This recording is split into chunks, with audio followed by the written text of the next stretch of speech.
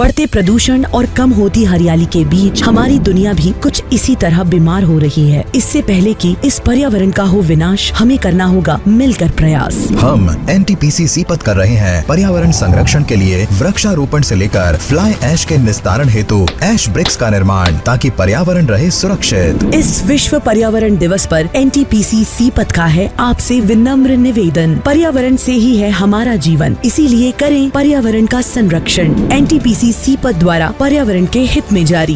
कांकेर शहर के मध्य से प्रवाहित जीवनदायिनी दूध नदी को स्वच्छ बनाने के लिए महाअभियान की शुरुआत की गई।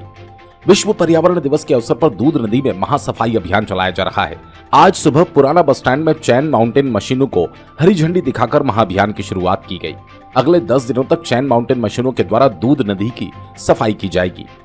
कांकेर के पुराने बस स्टैंड के पीछे स्थित कूड़ादान बन चुकी दूध नदी की 100 मीटर से अधिक तक के क्षेत्र की जोरदार सफाई की। इस स्वच्छता अभियान में आज कचरे के कई क्विंटल अंबार निकले, जिनका निष्पादन कार्यस्थल पर ही किया गया। ज्ञात हो कि अब बरसात आने में देर नहीं है और स्टॉप डैम में कचरा फंसने के कारण ही पानी फैलकर कांकेर शहर में बाढ़ और तबाही का कारण बनता है।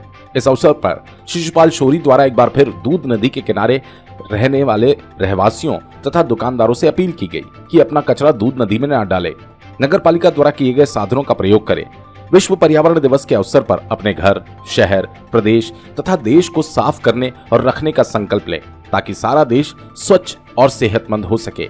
अभी आपने मुख्यमंत्री जी की घोषणा सुना होगा। उन्होंने कहा कि नदियों की सफाई के लिए हम लोग एक प्राधिकरण बनाएंगे, पर हमारा पहले भी प्रयास हुआ था। यहाँ पे हम लोग मैनुअली सफाई करते हैं, पर उसका प्रभाव दिखता नहीं है, क्योंकि यहाँ एक बहुत सारे झाड़ियाँ उग गए हैं। उसको हटाने के लिए हमको मैनुअली ही नहीं चलेगा, तो ये एक मशीन से ही हो सकता है।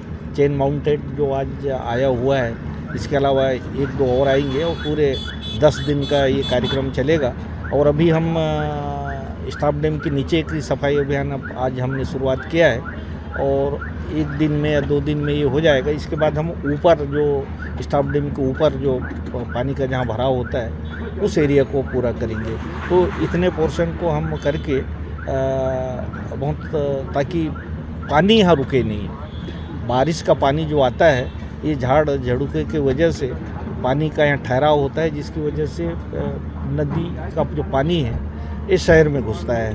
तो शहर को बाढ़ से बचाने के लिए और दूसरा पर्यावरण को ठीक रखने के लिए, क्योंकि पानी अगर प्रदूषित होगा तो हमारे लोग बीमार पड़ेंगे। लोग कचरा फेंकते हैं यहाँ पर, उनको जागरूक करने के लिए भी कुछ प्रयास किए हैं? प्रयास तो बहुत हुए हैं, किंतु अभी जो हमारा काम चल रहा है, सड़क नदी के किनारे किनारे दोनों तट पे हम लोग रिटेनिंग वॉल बनाएंगे, जिसकी ऊंचाई आदमी की ऊंचाई से भी ऊपर रहेगी।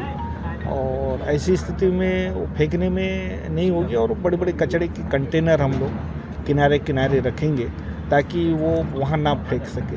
और इसके बाद सीवरेज ट्रीटमेंट प्लांट भी चल रहा है, तो वो भी 2-4 महीने में 2 महीने में लगभग ये ख़त्म हो जाएगा।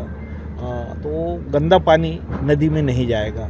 तो कई तरह की कार्रवाई, एक तो कचड़े जो बाहरी कचड़े है उसको नदी में फेंकने से रोकने का, और दूसरा जो सीवर का जो पानी है वो भी नदी में रोकने की, नदी नाम जाए, इसलिए सीवरेज ट्रीटमेंट प्लांट के माध्यम से हम लोग उसकी सफाई करके स्वच्छ जल हम नदी में छोड़ेंगे। कांकेर की जनता को क्या अपील करना चाहिए? कांकेर की जनता को क्या अपील करना चाहिए? मैं तो ये कहूँगा कि ये जो अभियान चल रहा है नदी को स्वच्छ रखने का, इसमें सबकी भागीदारी हो। और कल ही हमारा विश्व पर्यावरण दिवस भी है, हम लोगों ने वृक्ष लगाने का भी संकल्प लिया है। मैं निवेदन करूंगा कि सब लोग कम से कम अपने अपने घरों में 1-2 पेड़ तो लगाएं, जहां भी जो जगह उपलब्ध होता है। दुकान के सामने अगर कहीं जगह है वहां भी लगाएं, और कांकेर को हरा भरा और सुंदर बनाने में अपना सहयोग प्रदान करें। बिप्लब कुंडू की रिपोर्ट।